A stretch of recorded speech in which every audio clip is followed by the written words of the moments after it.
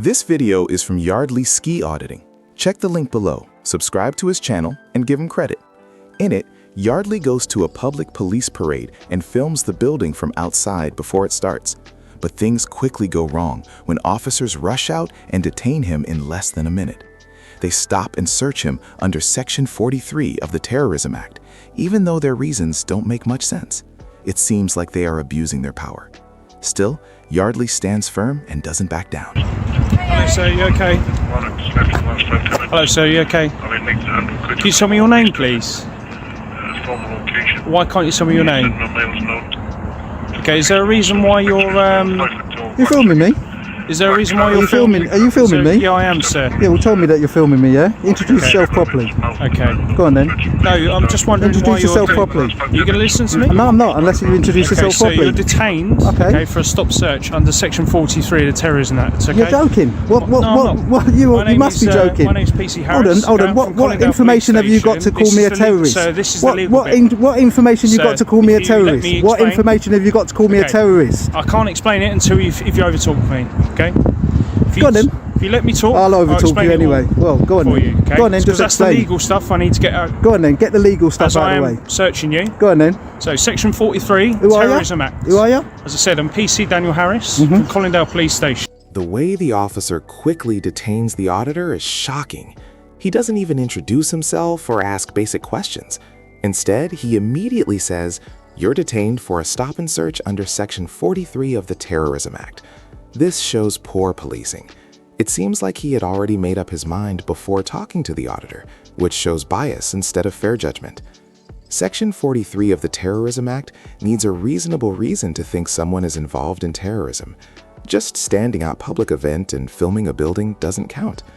The officer should have first asked questions, explained his concerns, and checked carefully if there was any real threat or suspicious behavior. The reason I'm searching you, the reason I'm going to search you, is because we've been called here by people in security. Yeah. You're filming a significant parade today for the Metropolitan Police Service. It's a public parade. You're also filming buildings. Is it a public parade? You're also filming It's buildings. a public parade, yeah? And I'm on a public pavement, yeah? Security cameras and gates. Okay, I'm on a public pavement as so well. for that reason, Can't you film in public? Sorry? Can you film in public? Yeah, you can film Oh, in public. cheers. Well, that's what I'm doing. However, you are. And you didn't come and ask me anything. You just come up to me and detain me under I did, a terrorist act. But you haven't. No, but you're supposed to question me and ask me why I'm here. So you're just gonna just because? Well, filming in public is not a crime. I've told you why. Filming in public is not a So I'm crime. going to search you now, sir. Go on then. Okay, you are entitled. Right. No. I'm gonna put it down. I'll put it down on the floor there, sir. Good policing means talking to people first, understanding what's happening, and gathering information before deciding to detain or search someone. In this case, the officer skipped the most important step, communication. If he had just approached the auditor, asked a few questions, and listened, the situation could have been resolved without detaining him. Acting this way is not only unprofessional, but also dangerous. Section 43 of the Terrorism Act is meant for real security threats, not as an excuse to detain someone just for filming in a public place. Can I pick up my camera? Of course you can, sir. So go on then. Say that again. I'm alright, thank you. You're not going to listen to me anyway. Oh no, I've got you on camera now. Now I can I've been on rewind camera it. the whole time. You've had it down there. Now I can rewind it again. Yeah. So. I can't remember. Yeah. Now, sir. Oh, you can't. Yeah. No. Oh, that's bad being a police officer. So when you go to court and the judge asks you for stuff, you'll turn around and say, "Oh, I can't remember." Seconds after trying to give it all the big one. You must be a really corrupt police officer. You can't remember 2 seconds after saying something. Yeah. Is that what you are as a police officer?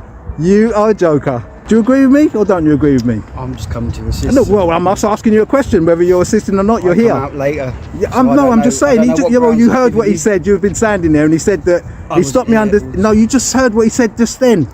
I heard Come on. 43 of the terrorism. No, you heard him say that they've said that I've been here before. Yeah. Yeah. And is that a crime? Being here before filming? Do you think I should be stopped under Section 43? I don't know why he stopped you under Section 43. Okay. You'll have to ask him. Oh well, he's not making much sense because he's already illegally detained me. If there was really a terrorist threat, the other officer would clearly explain why the auditor was stopped. Instead, he seems unsure, which shows even he doesn't think there was enough reason to detain him. This suggests the first officer acted on impulse, not solid evidence. If the threat were real, all the officers would agree on the reason. The fact that the second officer stays back shows the detention was more about control than following proper procedure. It also shows how some officers make quick decisions without thinking carefully or talking with their colleagues. Why ain't your number on full display? Sorry? His number's not on full display. Yes, it is on full display. You can see Have a his look. number on Have a his look. shoulder. Have a look. I can see it right now. No, you can't. 3620. No, that's because you know him. It's right there. Yeah. Well, I'm not looking there, am I? I'm not looking there. I'm looking here. I'm looking here. Don't Look. get too close, please. Oh, don't get too close. Why not? Because You it's was my close and business. personal. I'm just trying to write this out. Like Threatening? writing you a letter I've thing got right a camera. Is that a threatening thing? You don't know what Well, I'm looks telling threatening you, to I different am not people. threatening anybody. Okay, right. Okay? You've got it written down on a piece of paper. But I'm telling you, I cannot see it. Okay, well maybe you should get some glasses then. Oh, you're being discriminative So now. I've got a couple of, Are you being discriminative? sir, What do you being discriminative? I've got But I should get some glasses. No, hesitation. don't tell me I should get glasses. Just pay Don't- oh my attention. God, He's me written your either. slip now. Don't start getting ignorant. An officer's shoulder number is important so the public can identify them, especially if someone feels their rights have been violated. Instead of addressing the issue seriously, the female officer mocks the auditor. He had just been detained for unclear reasons, yet she responds with rude comments and ignores his concerns. When someone feels their rights are being mistreated, they should be treated with respect and dignity, not sarcasm. This isn't a small mistake. It shows an attitude that doesn't match professional policing. You illegally touched me up, yeah, which I totally feel degraded. If you want to argue about it after, I'm not going to argue There's about no what argument. I've written or There isn't anything. an If you're going argument. to try and catch me out, whatever. No, there's no argument. You're free to walk around here, as I said, in the public. So if you want to film, great. So why wasn't that said? I'm happy now who you are. There's nothing that we need to be unhappy with, or the security team are unhappy with. You anything know like you messed up, don't you? I mean, 43. I haven't messed up, Come sir. on, 43. I haven't messed up. That is ridiculous. That's so ridiculous. You might think so. It is. But How many terrorists have you actually caught walking around covertly filming? By the way, yeah, in its very nature, It's a in its very significant building nature, on a significant right? day, sir. Hostile reconnaissance under Section 43 is overt filming. Yeah, and I'm covertly filming. I've got my camera out. I'm in a public place. That should have been the last section that you come and try to detain in this me. position, okay? If you were one of the security guards there protecting this parade today, Yeah, okay, what would you do? I'd have to observe. I'd have to sit there and then Okay, I look. think that's You what they've can't. done. No, Obviously, they my haven't colleague's done gonna it. speak to them. I haven't been over I there. haven't been here, But I haven't so I been don't over there. I haven't acknowledged them at all. When the auditor asks why he was detained, the officer avoids responsibility and says, "If you were security, what would you do?" This shows he is just relying on what security said, instead of thinking carefully himself. Just because security felt concerned doesn't automatically mean there is reasonable suspicion of terrorism. Officers are supposed to assess situations on their own, not just follow security staff. Someone feeling uncomfortable about filming does not meet the legal standard for detention under Section 43 of the Terrorism Act. The officer's failure to separate a security guard's feelings from a real threat shows poor judgment and a lack of critical thinking. I've been here about a minute and you came a minute after. I didn't go over there. They didn't see what I was doing. They saw me filming, which I'm lawfully able to film, yeah, legally. So they shouldn't be doing anything. As I said to you, Security isn't there to get you're- people you're- detained under Section 43. As I said, you are perfectly right in saying you can film, and that's not a problem. Yeah, It's not so a that's what problem. they should have been told. Why have you come and you've literally come, as I've said, you've defiled me, you've searched me, you searched under me groin and everything like that, yeah? Search the belt line, sir. Well, did you search my legs? Yeah, I did search Well, your that's legs. under me groin. Okay. Anyway, right? And I feel humiliated about that because Well, I've done I apologise nothing if wrong. you feel humiliated. I don't want to make you feel humiliated. And if I did do that, then I apologise. As I say, if you wish to complain, No, but by detaining I've me, given you all the reference numbers that you need. As I say, the full form is going to be completed as soon as I get back to the police station. So if you want to complain about it, by all means do. it's literally coming up to me. And although you might said that I was being evasive or whatever the word you Evasive, used, sir. evasive, yeah, right? Do I have to answer any of your questions? Sorry? Do I have to answer any of your questions? You don't have to. It's your Okay, opinion. You okay, don't- It's no, the but- same with the name and address, sir. You haven't given me your name and But I address. don't have to. That's fine. No, but and I haven't questioned By you about law, that. do I have to? But I haven't No, questioned but I'm about asking that, you, have I? by law, do I you have to haven't- answer you? You've not given me your name and address, which is fine. It's absolutely fine. I will still put So why on the didn't you form just continue it that way? You shouldn't be doing this, or you can be doing this. I mean, I'm legally, lawfully able to film, yeah? Regardless of I want to answer you or not. That's my prerogative. This is England. Yeah, as I said, you can film. I've got no issue. Yeah, but that's what you should have come along in the very beginning. I should not have been detained. You're not understanding what I'm saying. You've come along, right, with the simple fact of detaining me under section 43. No, there's more yeah, than that, because sir. how long did you take to try to establish whether section 43 was? How long would you need? Well, more than what you done. You was there for about a minute, if that, trying to get me to say something. I was asking you questions. And then I asked you if you're filming me, right? What your name And then was, and then what's your you should have been. Yeah, intentions. but I was asking you several questions. what's my name was and what's my intentions? Yeah, and why but you do I were have to here. do I have to tell you that? When the auditor asks how the officer was able to quickly decide to detain him under Section 43 and how much time he took, the officer responds defensively, saying, "How long would you need?"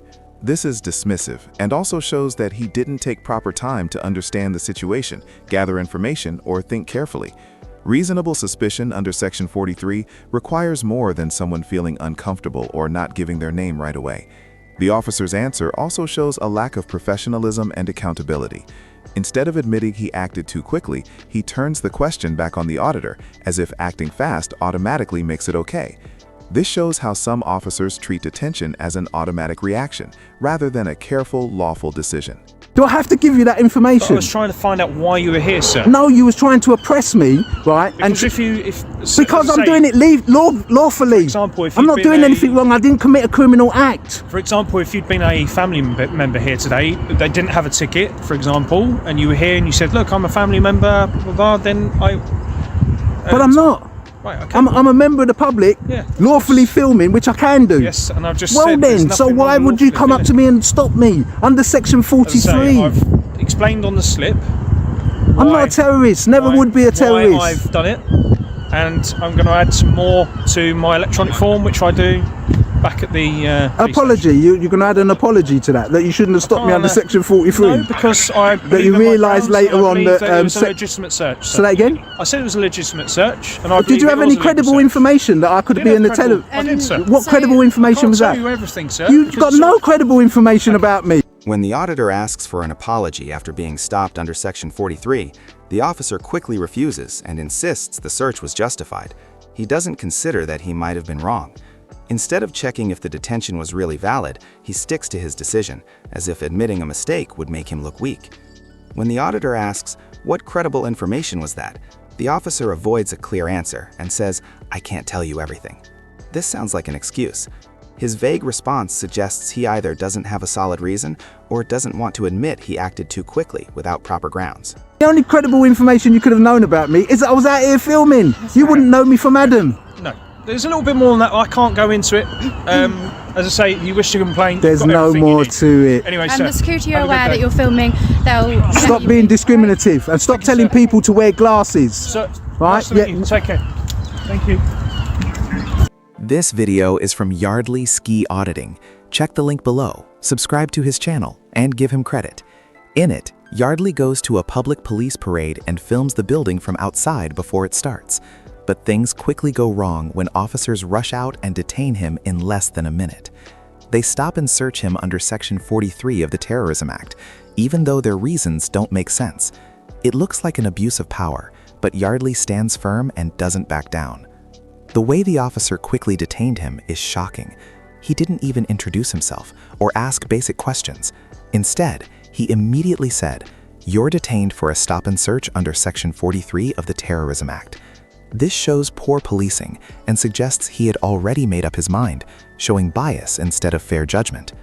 Section 43 requires reasonable suspicion of terrorism, and simply filming a public building does not meet that standard. The officer should have asked questions, explained his concerns, and checked if there was any real threat. Good policing means talking to people first, understanding the situation, and gathering information before deciding to detain someone. Here, the officer skipped that step. If he had approached Yardley, asked a few questions, and listened, the situation could have been cleared up without detention. Using Section 43 for someone filming is unprofessional and dangerous because it's meant for real security threats, not minor concerns. When other officers were involved, it became clear the first officer acted on impulse. The second officer didn't seem to agree or fully understand why Yardley was detained. If there had been a real threat, everyone would have been clear on the reason. This shows the detention was more about control and ego than following proper procedure. The female officer made things worse by mocking Yardley about her shoulder number being hard to see. Instead of taking the concern seriously, she responded with sarcasm. This attitude is unprofessional and escalated the situation, showing a lack of respect and proper policing. When Yardley asked